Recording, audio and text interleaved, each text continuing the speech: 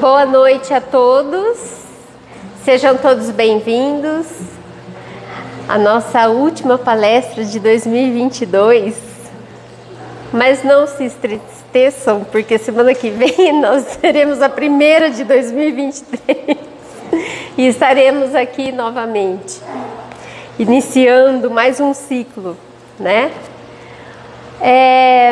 Só um recadinho da casa, se alguém tiver mais algum interesse, nós temos ainda alguns panetones, tá? Para venda, tá bom? E chocotone também. Para iniciarmos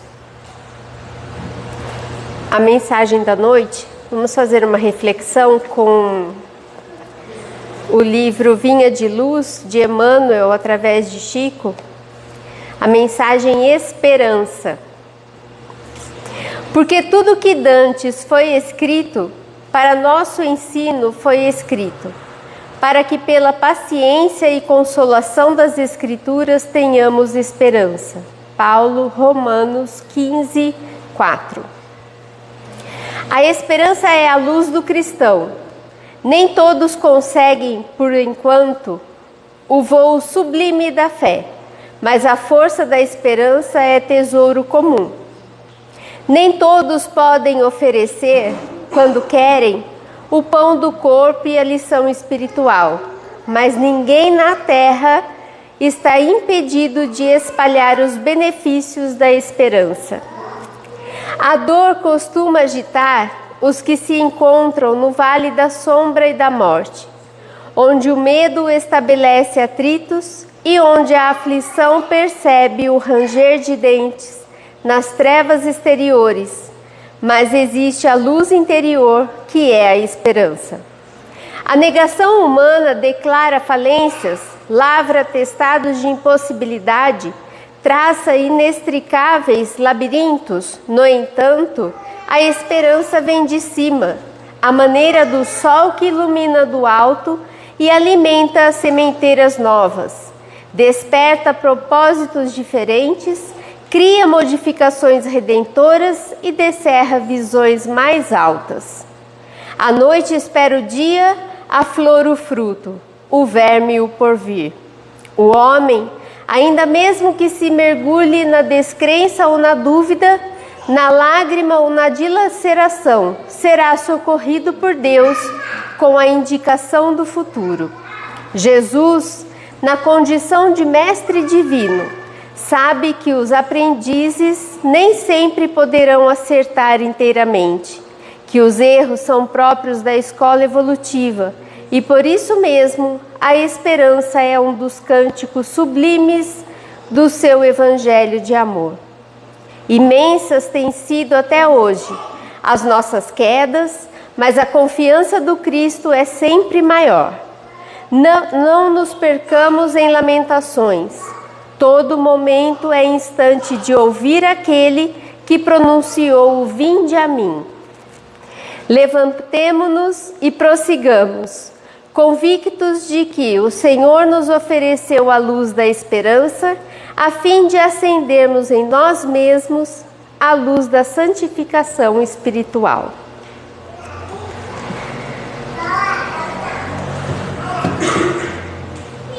Vamos, meus irmãos,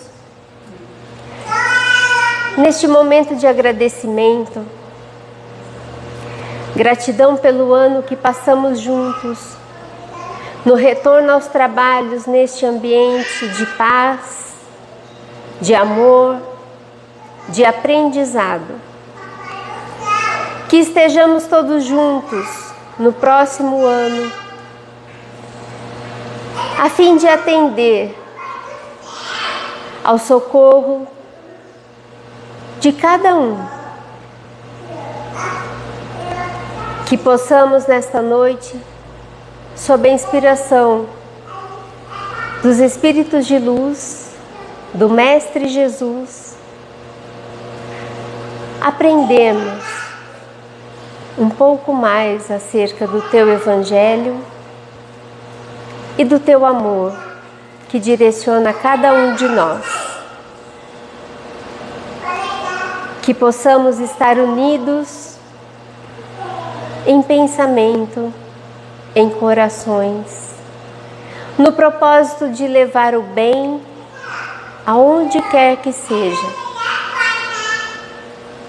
Que possamos compartilhar o amor, a paz, a fraternidade, onde quer que estejamos. Com os corações agradecidos, iniciamos as reflexões da noite com a palestra inicial do Evangelho segundo o Espiritismo com o nosso amigo Acácio. Capítulo 1, o tema Moisés. Vamos dar as boas-vindas aos nossos amigos de Porto.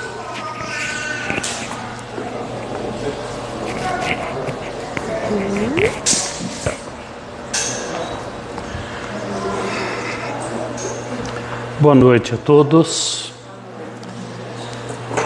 Como a André já anunciou, é a última reunião do ano, né? As nossas reuniões segundas-feiras. Mas é o primeiro momento do primeiro capítulo do Evangelho Moisés. E nas próximas semanas, já no ano 2023, nós teremos com os palestrantes da casa a continuidade deste capítulo, né? Pela ordem, com Jesus, o próximo, e depois, um pouco mais à frente, a doutrina espírita, ou seja, as três grandes revelações para nós, para a humanidade. Muito bem, Kardec, ele inicia este capítulo, capítulo 1,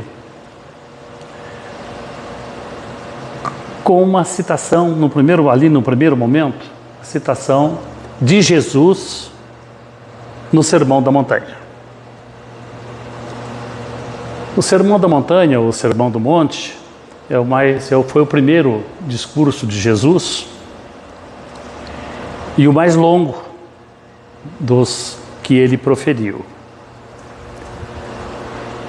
Algumas pessoas, movidas pela mais pura das intenções, costumam até dar um rótulo a esta peça, o Sermão do Monte, conforme o registro de Mateus, capítulos 5, 6 e 7 do seu livro, dizendo que o Sermão do Monte se trata da obra-prima de Jesus. Uma maneira muito carinhosa, né? Muito fraterna, né? De se referir a esse roteiro esplêndido que não temos ainda condições de apreciar na sua grandeza, no seu esplendor. Na realidade, todo o messianato de Jesus constitui-se de peças de elevadíssimo teor moral, espiritual, prático, né? O Sermão do Monte foi um desses momentos e se verificou logo no início da trajetória de Jesus aqui entre nós. Muito bem. Mateus registra o registro completo, vamos assim dizer, do Sermão do Monte, porque é um começo. O próprio Mateus anuncia que é o começo. Querem ver só como é que é? É o começo mesmo. Porque os outros evangelistas fizeram referências esparsas, né? Lucas, por exemplo, vós sois sal da terra, né? Mas Mateus registrou um começo, meio e fim, e que ocupa os 3 capítulos do seu livro. Ele começa dizendo que vai começar o sermão. Ele diz assim: e Jesus, vendo a multidão, subiu ao monte. Os discípulos, assentou-se, ou seja, a postura própria de quem vai ministrar ensinamento. Os discípulos se acercaram e ele os ensinava dizendo, ou seja, o público que ficou lá no sopé do monte, Monte Eremos, na região da Galileia, próxima a Cafarnaum. Então ele começa o sermão com as bem-aventuranças. São 8 frases curtas, curtíssimas, com o explicativo porquê. A 9ª frase começa com a expressão bem-aventurados, mas o foco já é diferenciado. O foco é o dia a dia das pessoas. Prossegue Jesus e fecha lá nos últimos momentos do capítulo 7 do Evangelho de Mateus, com a parábola, a comparação dos 2 alicerces. Quando ele termina, Mateus registra que o povo estava maravilhado com as palavras daquele profeta, porque ele falava com autoridade e não como os escribas. Muito significativo isto. Muito bem, logo após as bem-aventuranças, Jesus deixa bem claro que ele não veio, isso é no início do messianato de Jesus. Ele estava começando, ele tinha acabado de convocar os 12 auxiliares. Ele diz que ele não veio destruir a lei, não, mas dar-lhe um fiel cumprimento, ou seja, da lei e tudo aquilo que se seguiu neste período. Então Kardec começa o capítulo 1º do Evangelho segundo o Espiritismo, no universo de 28 capítulos, desse jeito, citando Jesus no Sermão da Montanha. Aí Kardec, é o item número 2, o subtítulo Moisés, falando deste hebreu que foi criado no palácio, lá no Egito, onde recebeu instrução, toda a educação, e deixando ali bem claro para nós, num curtíssimo relato, é bem curto realmente, dizendo do aspecto divino da atuação de Moisés e do aspecto material, como líder de um povo que ele retirou lá da servidão, um certo tipo de escravidão no Egito, durante 4 séculos, quase 5 séculos, onde o povo hebreu cresceu e se multiplicou e vivia nessa situação de subserviência, um tipo de escravidão. Muito bem, mas para nós falarmos um pouquinho sobre este personagem tão grandioso para o judaísmo e do cristianismo, mas isso aí já fica com a palestra que vai ser feita mais para frente um pouquinho, com outro palestrante aqui da casa. E depois o Espiritismo. É esse encadeamento, sequência de fato, envolvendo muito tempo. Então, brota aí uma questão que é muito importante para que nós possamos entender melhor. Assim como Kardec, na introdução do livro que esta casa fez, 4 itens, né, da introdução, incluindo aí aspectos históricos. Importância de nós conhecermos aspectos históricos daquela época para podermos entender melhor os ensinos de Jesus e esse clarão que nos dá a doutrina espírita para um melhor entendimento da essência do ensinamento de Jesus. Da mesma maneira, seria interessante que nós lembrássemos aqui alguns fatos, algumas informações são muito importantes para uma melhor compreensão de quem foi este homem, Moisés, esse espírito luminífero. Muito bem. Primeira coisa e básico é nos situarmos no tempo. É como uma obra, um livro, que nós não conhecemos o autor, não sabemos nada, a nacionalidade, que época foi escrito o livro. Se procurarmos saber, ler as orelhas, principalmente, da obra, alguma coisa, para daí penetrarmos na essência, né, da proposta do escritor. Da mesma maneira, nos situarmos aí no tempo. Quando foi isso? E que época? Com Jesus, nós sabemos tão bem, né? Afinal, ele dividiu as eras, né? É a era que nós estamos hoje.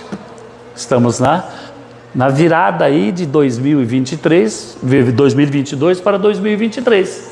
Então, nós sabemos que ele esteve há 2000 anos aqui entre nós. Mas e Moisés? Que época foi? Certo? Por isso que nós, aqui foi de propósito, nós falamos sobre o Sermão da Montanha, o mais completo roteiro ético, moral, comportamental que o mundo conhece. Nada se compara ao Sermão da Montanha. Nós falamos aqui, não foi por acaso não, e foi registrado por Mateus com começo, meio e fim, cabeça, tronco e membro, direitinho, envolvendo 3 capítulos do livro de Mateus. O livro de Mateus é o primeiro livro do Novo Testamento. Começa com ele. Então, para a gente ficar sabendo. E vou dar uma dica aqui para vocês, viu? Importante isso. Um dia eu catei esse macetezinho, facilita as coisas. Quando a gente vê uma citação de Jesus, papapá, parábola, não sei o que, papá, embaixo sempre aparece o registro, né? Não é assim? Quando a gente vê MT lá, Mateus, se é capítulo 5, ou 6 ou 7, Sermão da Montanha. Facinho, né?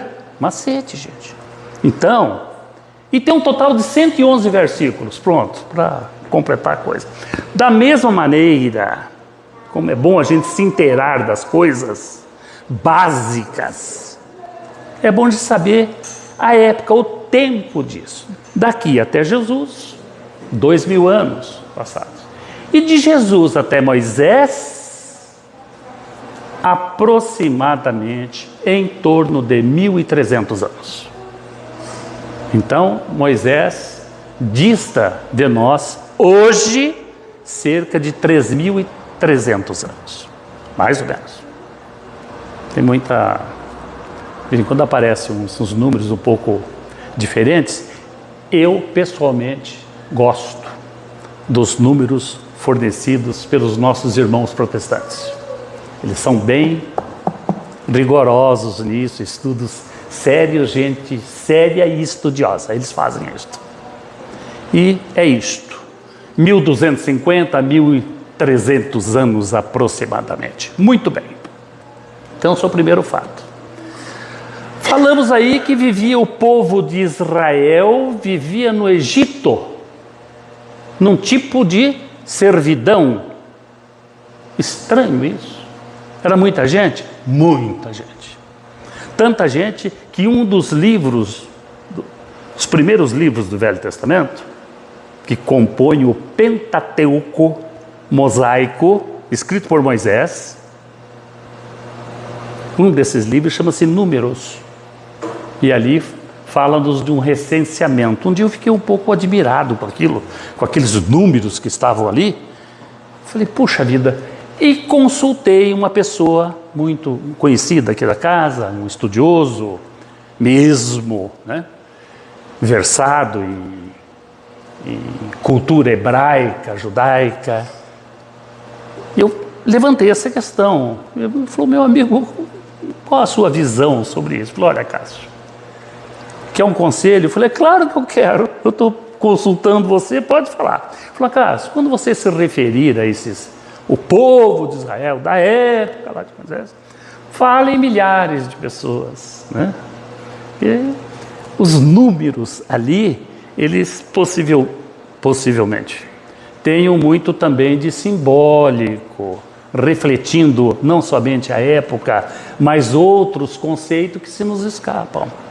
Como, por exemplo, está registrado que Enoque viveu 365 anos. Lógico que ninguém chega a uma idade dessa. Então, precisamos analisar. Que o período que eles ficaram, quando saíram do Egito, o povo, milhares de pessoas, ficaram 40 anos no deserto, não podemos afirmar assim, que foi 40 anos, mas um período para que Moisés e a alta espiritualidade pudesse fazer uma avaliação daquilo tudo, com a renovação de pessoas, partida dos mais idosos, a chegada de mais gente, reencarnação de espíritos. Então, fixado ali um número, não que tenhamos que nos prender exatamente a essa questão absoluta, a frieza de números. Muito bem. Então eles viviam num tipo de escravidão ali no Egito. De acordo com os estudos, cerca de 4 séculos para 5 séculos, onde o povo cresceu, e muito, guardando e cultivando ali toda a tradição que eles traziam de épocas até mais recuadas, lá no Egito. Eles davam liberdade para isso. Muito bem. Então, como é que começou isto? Começou com Abraão, o pai de todos, com quem tudo começou. Tudo começou com Abraão, o povo hebreu que nós estamos nos referindo, porque existiam outros povos. E Abraão teve um filho, quer dizer, teve mais filhos, mas teve um filho que se chamava Isaac.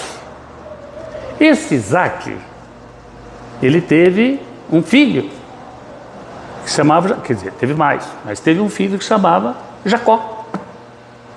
E desse Jacó vieram vários filhos, mas mulher não contava naquela época. Elas não entravam em recenseamento nenhum. Era assim, gente. Querem mais? É interessante isso aí, a gente... Para conseguir os 12 filhos homens, ele precisou de 4 mulheres. Era assim. Casou com uma, na noite de núpcias, foi entregue uma outra, porque era mais bonita. Ficou com a mais feia, mas tinha olhos lindos. Mas a outra tinha rosto e corpo. Está na Bíblia isto. Certo? Raquel e Lia. Mas não estavam dando conta do recado. Precisava de 12 homens. Resultado, veio lá a serva da Lia e a serva da cunhada. Então foram 4 mulheres. Era assim, está no livro sagrado. Muito bem, 12 filhos. E desses 12 filhos, a descendência todinha do povo de Israel. É isto. O primeiro filho chamou-se Rubem.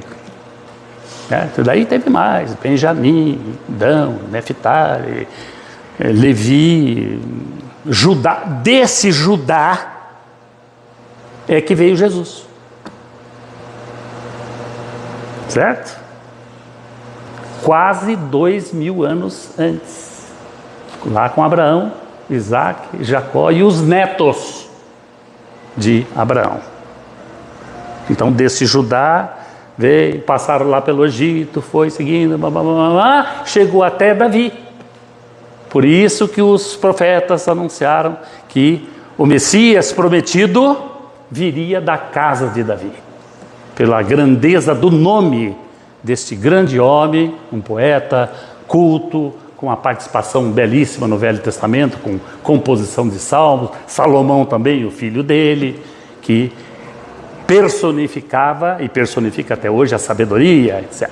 Dessa linhagem, ou seja, Abraão, Isaac, Jacó, Judá veio, passou lá por Davi, Salomão e chegou até José, lá na Galileia, com o nascimento de Jesus. Então é bom a gente se situar nesse tempo para entender melhor as coisas. Muito bem. Servidão lá no Egito. Uma história muito interessante. Quem quiser pegue suas Bíblias, leiam, está logo ali no começo. E vão ver que coisa interessante, um enredo quase simplório, né? Moisés, num cestozinho, foi achada pela filha do rei, foi criada no palácio, etc. Kardec não valorizou, quer dizer, não é que não valorizou, para a proposta de uma renovação da humanidade, ele falou do perfil e da presença de Moisés, o que ele significou. Isto sim é o que importa. A história, com todo o valor que tem a história, fica num outro plano importante, mas não para a proposta dessa renovação de condutas das pessoas com vistas à nossa destinação, que Jesus cantou no Sermão da Montanha com as bem-aventuranças. Muito bem.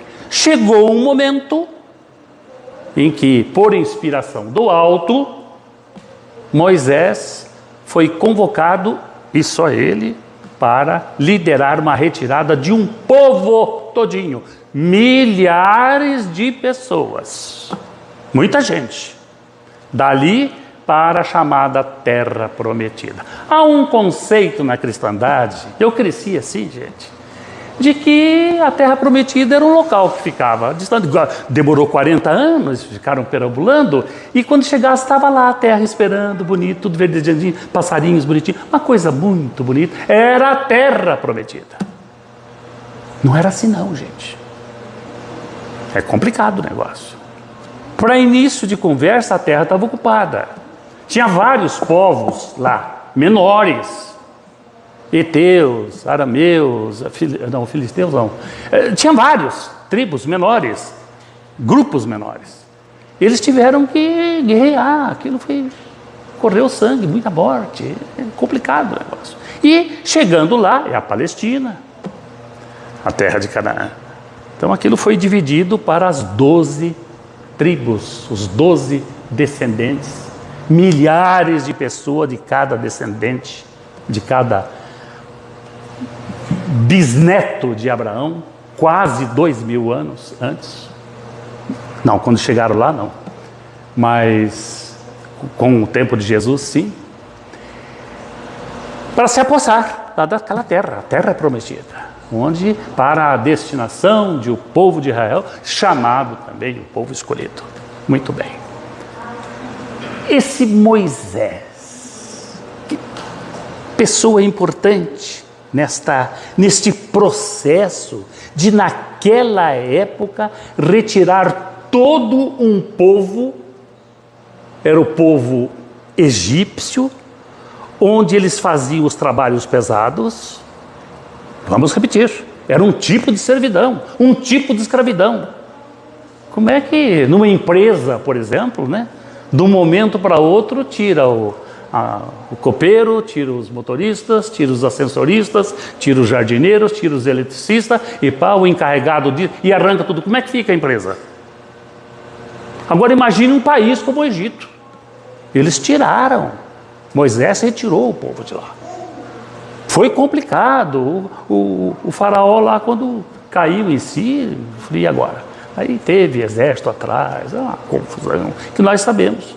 Toda a história, como foi dolorosa e custou a vida de muitas pessoas, conforme os registros que nós temos no livro sagrado. Muito bem. Houve um momento ali, logo após a saída, que Moisés, então, é convocado pela espiritualidade maior, que ele chama do próprio Deus. Nós, à luz do Espiritismo, sabemos que não é assim. A alta espiritualidade. Espíritos elevados, velando por um processo envolvendo milhares de pessoas, espíritos de um povo, para a destinação de um povo. Então, Moisés é convocado para subir do Monte Sinai e lá receber a tábua da lei, que apesar de falar em tábua, mas era de pedra. 2. E uma coisa que poucas pessoas sabem, mas se ler lá é facinho descobrir. As originais foram quebradas. Moisés ficou bravo, irou-se quando viu a bagunça que fizeram, porque ele se afastou um pouquinho. Partiram para a festa. Orgias. Lembrando o tempo lá do Egito. Bebedeira. Mas só acontecia naquela época isso, viu, gente? Hoje em dia isso não existe mais. Isso acabou. Né? Você que é advogado sabe que isso não existe mais isso. Moisés enfureceu-se e muito sangue correu ali dos próprios hebreus. Muita gente fio da espada por causa disso. Aí precisou fazer uma cópia da Tábua da Lei. Aí uma primeira lição para Moisés da alta espiritualidade. Falou: olha, eu vou escrever isso pretensamente as palavras de Deus, todo um respeito em torno disso, toda uma veneração, um culto em torno disso. Jeová falando. Falou: eu vou fazer outra vez. Eu vou escrever tudo que eu escrevi nas 2 tábuas da lei. Só que você, quando subiu, encontrou tudo pronto. Aquilo foi psicopirografado. Porque processo mediúnico, e foi fogo, escrever em pedra, foi um fogo poderoso, né? Mas o Moisés quebrou, ficou bravo, a bagunça, adorando bezerros, etc. Falou: então eu vou escrever outra vez, Moisés. Só que agora você vai ter que ver a pedra e levá-la lá em cima no monte, viu? Você vai ter que fabricar as pedras aí, as tábuas. Daí Moisés fez direitinho, subiu, o Eterno gravou tudo outra vez e ele desceu com o Decálogo.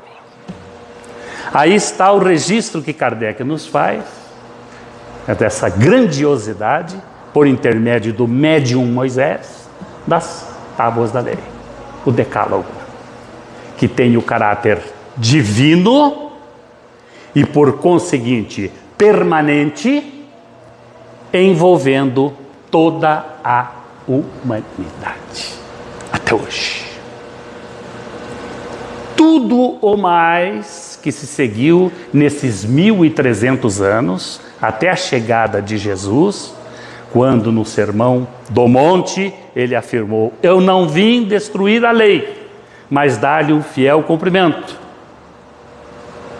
E mais à frente, no mesmo Sermão da Montanha, Jesus afirmou: portanto, tudo que gostarias que os homens vos fizessem, fazei-o também vós a eles, porque esta é a lei e os profetas. Olha que importante Moisés, gente. Foi ele o artífice disso, que deu começo e continuidade desse processo para a chegada do Cristo. Espírito de alta linhagem, moral e espiritual, Moisés. Interessante um diálogo que está registrado, né? Quando ele recebe a missão de fazer isso e ele se negando a fazer, o que é comum. Nós, né? Falou: não, mas isso aqui isso não é para mim, não. Os argumentos que ele usou tá lá na Bíblia, gente. Ele falou: Eterno, isso não é comigo, não. Não. Você pode fazer um monte de coisa. Eu falei: eu não sei fazer. Não, pode, vai que dá, etc. Faz um esforço aí, cara. E o Moisés tentando se esquivar daquela... Gente, retirar um povo de um país organizado como o Egito. Falou: não vai dar. E tentou de um jeito, tentou de outro. E o Eterno insistindo. Falou: não, eu te apoio, etc. Falou: o que você tem na mão? Ele falou: isso aqui é um cajado. Ele falou: joga no chão. Jogou. Quando jogou no chão, virou cobra. Virou uma cobra. E disso eles entendiam bem, né? De cobras peçonhentas lá naquela região. Foi um susto, né? Ele falou: agora pega a cobra pelo rabo. Não vai pegar né? Vai dar problema aí. O soro antiofídico vai aparecer daqui a alguns séculos. Pega pelo rabo. A hora que ele pegou, a cobra se transformou no cajado outra vez. Ele falou: então, rapaz, fica com esse cajado aí e você pode repetir isso aí, o povo vai acreditar em você. Gente, o registro é esse, né? E ele falou: tudo bem, mas vai dar certo esse negócio? Falou, vai dar certo. Daí ele falou, tentou o recurso final. Ele falou, senhor, não vai dar. Por quê, cara? Tem mais, né? A questão de pegar a água do rio e transformar em sangue. Uma série de coisas. Ele falou, você pode fazer isso, eu te ajudo. Mas ele falou assim, não dá porque liderar um povo,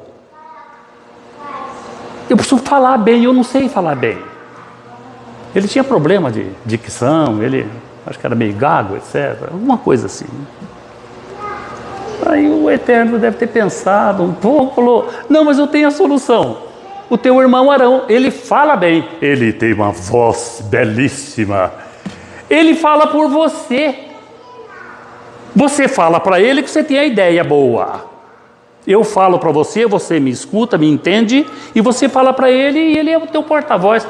E assim eles foram resolvendo os problemas, até que o Moisés aceitou a missão e fez o trabalho grandioso, belíssimo, e que a história registra. Muito bem. Mais à frente no Sermão da Montanha, como nós acabamos de falar, tem essa outra citação de Jesus.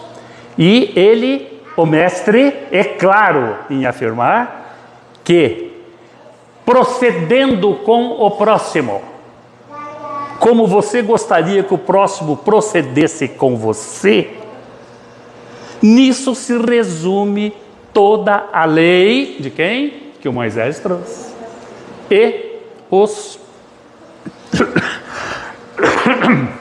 E os profetas. Gente, é o caráter universal desta mensagem do alto que Moisés foi o portador. Então nós devemos isso a ele. Foi o Espírito da corte da alta espiritualidade para nos trazer esse processo todinho de renovação com um povo ignorante, lascivo, imediatista, que desconhecia as coisas que ele conduziu. Muito bem. Tem mais coisas que nós poderíamos aqui enumerar, mas Kardec, nesse primeiro momento do capítulo 1º do Evangelho segundo o Espiritismo, eu não vim destruir a lei, ele faz essa citação de Jesus do Sermão da Montanha e deixa bem claro do aspecto universal e divino,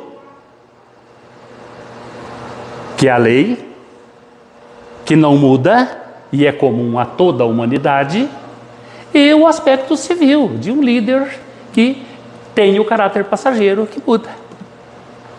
O nosso amigo aqui, advogado, sabe muito bem a profusão de leis que nós temos no nosso Brasil e como estão mudando constantemente, né? É assim em todo lugar. As leis vão mudando porque, como muito bem definiu Kardec, atendendo à marcha da civilização. As coisas vão mudando e vão se aperfeiçoando. Então, aquilo que foi instituído àquela época, fora essas questões do sagrado e algumas coisas do sagrado que se foram acrescentadas depois, no decorrer desses mais de 1000 anos, tudo ou mais, a instituição que Moisés fez, que estão nos seus 5 livros, que é a Bíblia do judaísmo, a Torá, Gênesis, Êxodo, Levítico, Números e Deuteronômio. Tivéssemos aqui tempo para a gente falar um pouquinho sobre o Levítico e o Deuteronômio. Que coisa interessante naquela época, o que é que foi conseguido e uns processos de mudanças que se verificaram cerca de 700 anos, ou seja, entre Moisés e Jesus, com esse livro, o Deuteronômio. Então nós falamos agora há pouco de outros ensinos que se acrescentaram, se juntaram a essa grandeza do sagrado com o Decálogo. Nós vamos dar 2 exemplos apenas aqui, só 2. Vamos lá? Com Jesus. Todos têm conhecimento da parábola do bom samaritano, certo?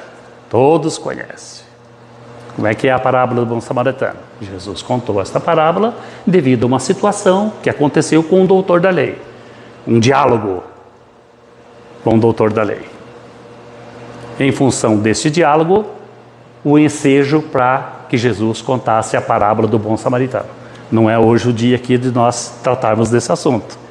Mas desse diálogo primeiro para termos uma ideia um pouco melhor da grandeza de Moisés, 1.300 anos antes.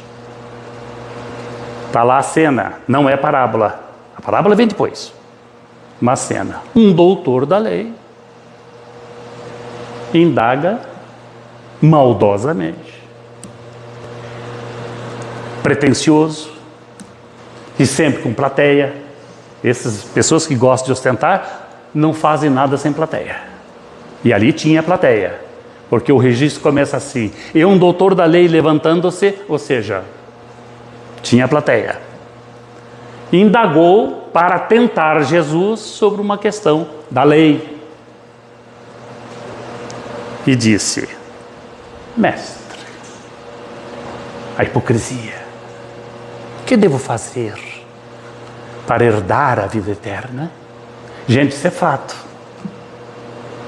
Jesus, conhecedor do íntimo das pessoas, sabedor das intenções das pessoas. E todos ali sabiam que aquele doutor da lei sabia a resposta. É perguntar para ver se Jesus não caía em alguma contradição. Dali, o que decorre disso não é, se duvidar, até um apedrejamento. É a morte a judaica, por pedras, é a lapidação. O que devo fazer, mestre, para herdar a vida eterna? Jesus responde perguntando. Que técnica, né? Em vez de responder, quem descobriu o Brasil? Pedro Álvares Cabral. Ele não fez isto. O que devo fazer para herdar a vida eterna? Ele falou: o que o senhor lê na lei? Porque Jesus sabia que ele conhecia a lei todinha, de cor e salteado, em prosa e em verso. Ele sabia tudo. Os doutores da lei sabiam. Aí o homem, constrangido, e tinha plateia. E agora? É o que dá enfrentar gente que tem autoridade moral. Dá nisso. Que no jargão popular é tocar a onça com vara curta. Dá problema. Você pode perder a mão. Foi querer enganar, brincar com Jesus, o governador espiritual do planeta. Falou: o que o senhor lê na lei? Ele teve que responder, não tinha jeito de escapar. Aí ele diz: amar a Deus sobre todas as coisas, com todas as forças da alma, com todo o seu entendimento. E acrescentou: e ao próximo como a si mesmo. Esses dois mandamentos, ensinamentos que se agregaram dentro da doutrina judaica, estão registrados em lugares diferentes. Jesus fez mais de uma vez essa citação. Numa delas ele disse: qual o maior mandamento? Ele respondeu: amar a Deus sobre todas as coisas, com todas as forças da sua alma, com todo o seu entendimento. E o segundo é semelhante ao primeiro: amar o próximo como a si mesmo. Então Jesus fez com que aquele doutor da lei repetisse isso. Ele, constrangido, mas repetiu. Jesus disse: muito bem, faze isso e viverás. Está feito. Você terá a vida eterna. Explicando que viver é sinônimo de ir para o céu, né? E morrer é ir para o inferno. Era o conceito lá da época. Daí nasceu a parábola do bom samaritano, mas aí seria outra palestra. Não seria hoje. Muito bem. Por que nós estamos citando isto? Para falar de Moisés. Porque quando Jesus pergunta para aquele hipócrita: o que o senhor lê na lei? E o homem respondeu, foi constrangido a responder, ele respondeu o que Moisés registrou. Olha a grandeza desse espírito, gente. Isso não é um ensinamento de Jesus e as pessoas repetem. O ensinamento de Moisés, como médium da alta espiritualidade. Este amar a Deus, amareis o vosso Deus com todas as forças do alma, com todo o entendimento, está no livro Deuteronômio, capítulo 6, versículo 5. Chega em casa e pega na Bíblia, contra isso, está lá. Daí o doutor da lei citou o segundo, e amar o próximo como a si mesmo. Moisés novamente, só que no livro Levítico, capítulo 19, versículo 18, está lá. Que daí deu a confusão, mas aí seria outra palavra, outra palestra. Porque quem é meu próximo, aí ele não sabia mesmo. Ele estava perdidinho, mas serviu de instrumento para que Jesus contasse a parábola do bom samaritano com ensinamentos para toda a humanidade, para todos nós que temos dificuldade ainda de identificar o próximo. Eu falei em 2 exemplos só, que o tempo corre. Os relógios na casa espírita, né, Rose, são terríveis, né? Eu vejo o relógio como obsessores. São terríveis, eles não chegam junto com a gente de jeito nenhum. Então, o segundo momento, qual é o segundo momento? Primeiro foi este que eu acabei de dizer. E agora, para me lembrar do segundo? Primeiro foi do doutor da lei. E se eu me lembrar, daí eu conto. Mas eu tinha preparado para 2, apesar já do adiantado da hora. Em síntese, meus amigos, esta grandeza de ensinamentos que Moisés foi o artífice disso. Lembrei. Tem um momento com Jesus. Gente, que coisa impressionante aquilo. Eu faço uma ideia, eu me emociono até hoje, agora que vejo. A chamada transfiguração de Jesus. Jesus retirou-se para um local alto e chamou, ele tinha uma equipe. Ele tinha 12, fora outros que se associavam, mas ele chamou só 3. Chamou mais não. E ele escolheu os 3. Foi Pedro e os 2 irmãos, Tiago e João. Eram irmãos, filhos de Zebedeu. Chamou os 3, acompanharam Jesus, foram para um local alto e Jesus se transfigurou. O rosto de Jesus parecia o sol. E as vestes de Jesus brilhavam, um brilho inapreciável.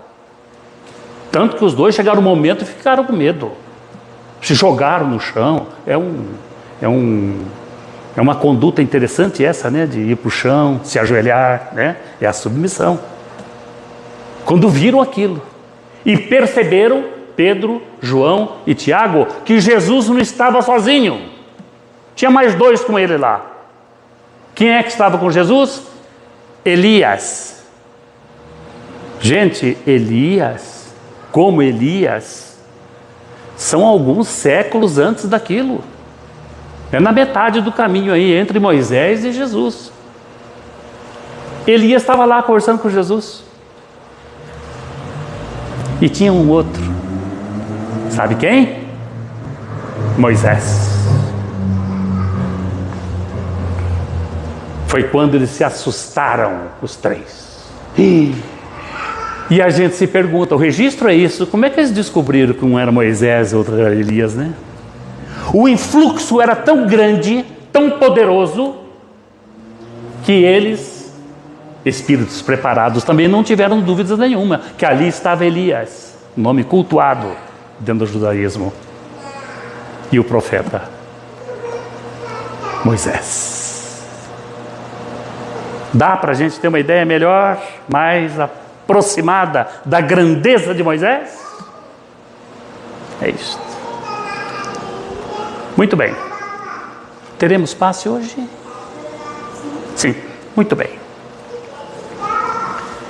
Sem invadir as palestras que vão se seguir pelos palestrantes da casa, mais 2, quer dizer, do capítulo 1, vários aqui.